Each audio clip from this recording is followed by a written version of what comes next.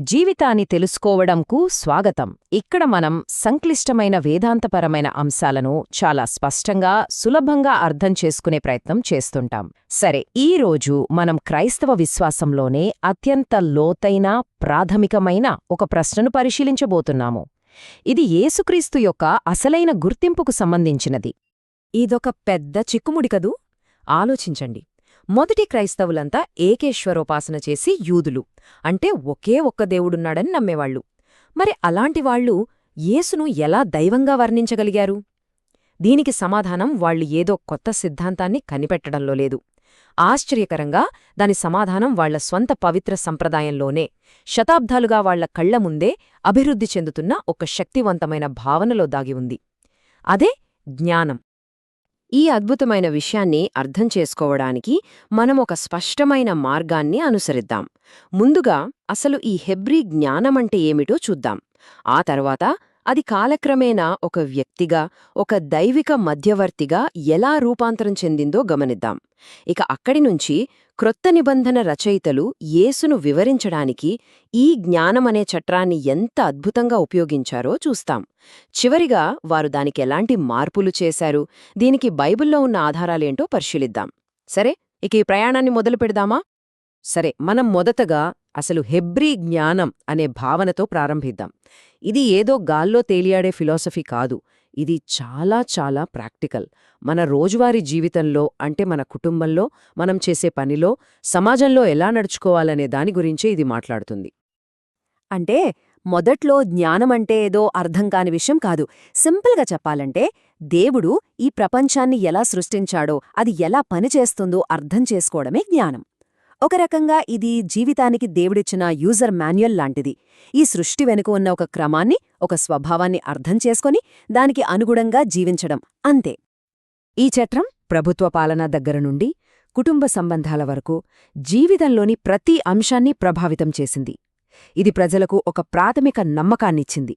ఏంటంటే, ఈ విశ్వం యాదృచ్ఛికంగా, గందరగోళంగా లేదు. దేవుడు దీన్ని ఒక క్రమపద్ధతిలో సృష్టించాడు. ఇక్కడ నీతిగా, నిజాయితీగా జీవిస్తే తప్పకుండా విజయం సాధిస్తాం అనే భరోసానిచ్చింది. మరి ఇంతకీ ఈ జ్ఞానాన్ని పొందడమెలా? సామెతల గ్రంథం చాలా స్పష్టంగా చెప్తోంది, ఈ జ్ఞానవంతమైన జీవితానికి పునాది ఈ క్రమాన్ని సృష్టించిన దేవునితో గౌరవప్రదమైన, భయభక్తులతో కూడిన సంబంధం కలిగి ఉండటమే. ఆలోచించండి, సృష్టికర్తను తెలుసుకోకుండా సృష్టి యొక్క డిజైన్ ఎలా అర్థం చేసుకోగలం? అందుకే యెహోవా యందు భయభక్తులు కలిగియుండుటయే జ్ఞానమునకు మూలము అని చెప్పబడింది. ఈ జ్ఞానాన్ని మరింత సజీవంగా, మనకు దగ్గరగా తీసుకురావడానికి పాత నిబంధన రచయితలు ఒక అద్భుతమైన పనిచేశారు. దాన్ని ఒక వ్యక్తిగా, అంటే జ్ఞానదేవత లేదా లేడీ విజ్డమ్గా వర్ణించారు. చూడండి, ఇది పూజించడానికి ఇంకో దేవత కాదు, అస్సలు కాదు. ఇది కేవలం దేవుని జ్ఞానాన్ని ఒక క్రియాశీలమైన మార్గదర్శిగా చూపించడానికి ఉపయోగించిన ఒక సాహిత్య ప్రక్రియ. అయితే కాలక్రమేణా ఈ కవితాత్మక భావన ఎలా రూపాంతరం చెంది ఒక బలమైన వేదాంత ఛత్రంగా మారిందో తర్వాతి విభాగంలో చూద్దాం. ఇశ్రాయేలు ప్రజలు బబిలోను చెర నుండి తిరిగివచ్చాక వాళ్లు గ్రీకులు, పర్షియన్లు వంటి ఇతర సంస్కృతులతో కలిసి జీవించడం మొదలుపెట్టారు.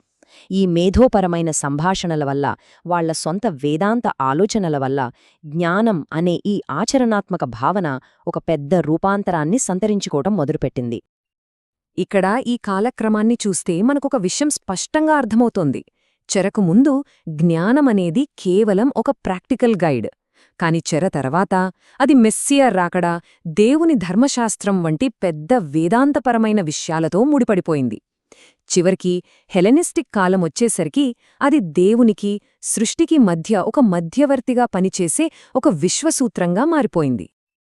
ఈ మార్పు చాలా లోతైనది. అంటే జ్ఞానమనేది దేవుని యొక్క ఒక లక్షణం అనే స్థాయి నుండి దాదాపుగా ఒక ప్రత్యేక అస్తిత్వంగా మారిపోయింది. అది దేవుని నుండి వచ్చినదే, కాని ఆయనకు వేరుగా, ప్రపంచంలో ఆయన ప్రతినిధిగా, ఆయన మధ్యవర్తిగా పనిచేస్తున్నట్లుగా చిత్రీకరించబడింది. ఇది ఇక కేవలం కవిత్వం కాదు, ఇది వేదాంత శాస్త్రంగా మారింది. ఇప్పుడు ఈ స్లైడ్ చాలా ముఖ్యమైనది. ఎందుకంటే యేసుకాలం నాటికి ఈ దైవిక జ్ఞానం గురించి యూదుల ఆలోచనలో ఒక 6 భాగాల కథాంశం చాలా స్పష్టంగా స్థిరపడింది. 1 అది సృష్టికి ముందే దేవునితో ఉంది. 2 సృష్టి కార్యంలో అది ఒక మధ్యవర్తి. 3 అది పరలోకం నుండి భూమికి దిగివచ్చింది. 4 అది మనుషుల మధ్య నివసించడానికి ప్రయత్నించింది. 5 అది దేవునిచే ప్రత్యేకంగా ప్రేమించబడింది. 6 అది భూమిపై తిరస్కరించబడింది. ఈ 6 పాయింట్ల చట్రం ఒక సిద్ధంగా ఉన్న వేదాంత విభాగంగా మారింది. ఇప్పుడు చూడండి, వ్యక్తిరూప జ్ఞానం యొక్క ఈ 6 భాగాల చట్రం సిద్ధంగా ఉంది. యేసు అనుచరులు ఆయన ఎవరు అని ప్రపంచానికి వివరించడానికి ప్రయత్నించినప్పుడు వాళ్లకు కావలసిన వేదాంతపరమైన భాష, సాధనాలు అన్నీ వాళ్ల సంప్రదాయంలోనే దొరికాయి. వాళ్లు కొత్తగా ఏమీ కనిపెట్టాల్సిన అవసరం రాలేదు. ఈ పట్టిక మన చర్చ యొక్క సారాంశాన్ని చూపిస్తుంది. చూడండి, క్రొత్త నిబంధన రచయితలు ఎంత అద్భుతంగా పనిచేశారో. వాళ్లు పాత నిబంధనలోని జ్ఞానదేవతకు ఆపాదించబడిన ప్రతి లక్షణాన్ని, ఆమె కథలోని ప్రతి మలుపును ఒకదాని తర్వాత ఒకటిగా నేరుగా యేసుక్రీస్తుకు అన్వయించారు. జ్ఞానం సృష్టికి ముందే ఉందా? యోహాను యేసు గురించి అదే చెప్పాడు. జ్ఞానం సృష్టిలో మధ్యవర్త? పౌలు యేసు గురించి అదే చెప్పాడు. జ్ఞానం పరలోకం నుండి దిగివచ్చి తిరస్కరించబడిందా? యోహాను సువార్త యేసుకథను సరిగ్గా అలాగే వర్ణించింది. ఇది ఒక పర్ఫెక్ట్ మ్యాచ్. అయితే క్రొత్త నిబంధన రచయితలు కేవలం కాపీపేస్ట్ చేయలేదు. వాళ్లు ఈ జ్ఞానమనే విభాగాన్ని తీసుకుని దానికి 2 విప్లవాత్మకమైన, ప్రపంచాన్ని మార్చేసే మార్పులు చేశారు. అవే దేహధారణ మరియు శిలువ. ఇవి యూదుల ఆలోచనను కూడా దాటిపోయాయి. మొదటి ఆవిష్కరణ దేహధారణ. ఆ కాలంలోని గ్రీకు ఆలోచనా విధానంలో దైవికమైనది అంటే ఆత్మ, భౌతికమైన దానికంటే చాలా ఉన్నతమైనది, వేరైనది. దైవిక లోగోస్ లేదా వాక్కు నిజమైన మాంసంతో, రక్తంతో మనిషిగా మారుతుందనే ఆలోచన వాళ్లకు అసాధ్యం. కాని క్రైస్తవ్యం సరిగ్గా దీనినే తన ప్రధాన వాదనగా నిలబెట్టింది. ఇది ఆ కాలంలో ఉన్న ద్వైతవాదాన్ని, అంటే ఆత్మా శరీరం వేరు అనే ఆలోచనను పూర్తిగా తలక్రిందులు చేసింది. దేవుని స్వంత జ్ఞానం, దేవుని స్వంత వాక్కు యేసు అనే వ్యక్తి రూపంలో ఈ భౌతిక ప్రపంచంలోకి, మాంసంలోకి ప్రవేశించిందని, దేవుడు మానవ చరిత్రలో అడుగుపెట్టాడని ఇది ధైర్యంగా ప్రకటించింది. ఇక రెండవ విప్లవాత్మకమైన ఆవిష్కరణ శిలువ. ఆ కాలంలో శిలువ అంటే అవమానం, బలహీనత, శాపం. మరి ఇక్కడ కీలకమైన విషయమేంటంటే, ప్రపంచ జ్ఞానం వెర్రితనంగా చూసిన దాంట్లోనే, అంటే శిలువ వేయబడిన మెస్సియాలోనే అపస్తలుడైన పౌలు దేవుని జ్ఞానం యొక్క, దేవుని శక్తి యొక్క అంతిమ వ్యక్తీకరణను చూశాడు. కాబట్టి శిలువ అనేది దేవుని జ్ఞానం యొక్క సింహాసనంగా మారింది.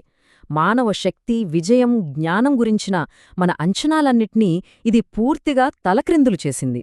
దేవుని జ్ఞానం అధికారంతో కాదు, త్యాగపూరితమైన ప్రేమతో పనిచేస్తుందని శిలువ నిరూపించింది. సరే, ఇప్పటివరకు మనం చూసింది ఒక అద్భుతమైన వేదాంత ఆలోచన.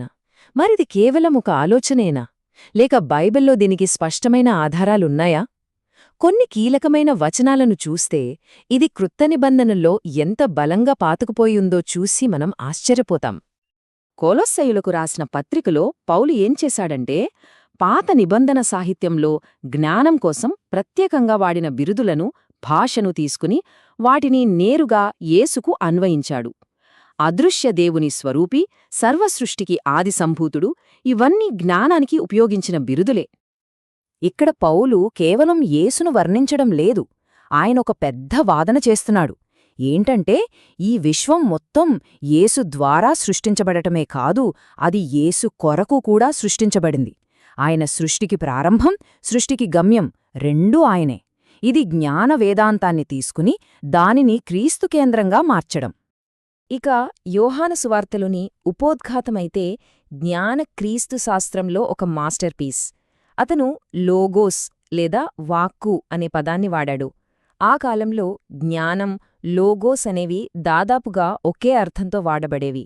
అయితే జ్ఞానమనేది స్త్రీలింగ పదం కాబట్టి పురుషుడైన యేసును వర్ణించడానికి యోహాను పుంలింగ పదమైన లోగోస్ను ఎంచుకున్నాడు. పాత నిబంధనలో దేవుని సన్నిధి గుడారంలో నివసించినట్లే ఇప్పుడు దేవుని జ్ఞానం, దేవుని వాక్కు ఒక గుడారంలో కాదు, నజరేయుడైన యేసు అనే ఒక వ్యక్తిలో శాశ్వతంగా నివసించడానికి వచ్చిందని యోహాను ప్రకటిస్తున్నాడు. జ్ఞానం కోసం మానవాడి చేస్తున్న అన్వేషణ ఇక ముగిసింది. ఆ జ్ఞానమే మన మధ్యకు వచ్చింది. కాబట్టి ముగింపుగా మొదటి క్రైస్తవులు యేసు అనే అపూర్వమైన వ్యక్తిని ఎలా అర్థం చేసుకోవాలి అని ఆలోచించినప్పుడు వాళ్ళు గాలి నుండి ఏదో కొత్త సిద్ధాంతాన్ని సృష్టించలేదు. వాళ్ళు వాళ్ల సొంత పవిత్ర గ్రంథాల్లోకి, సంప్రదాయంలోకి లోతుగా చూశారు. జ్ఞాన వేదాంతమనేది యేసును వివరించడానికి ఒక దారి చూపించడమే కాదు, అది తన కుమారుణ్ణి ప్రపంచానికి బయలుపరచడానికి దేవుడు శతాబ్దాలుగా సిద్ధం చేసిన భాష కూడా. ఇది కేవలం ఒక ఆలోచన యొక్క పరిణామం కాదు, ఇది దైవిక ప్రణాళిక యొక్క సంపూర్ణ నెరవేర్పు.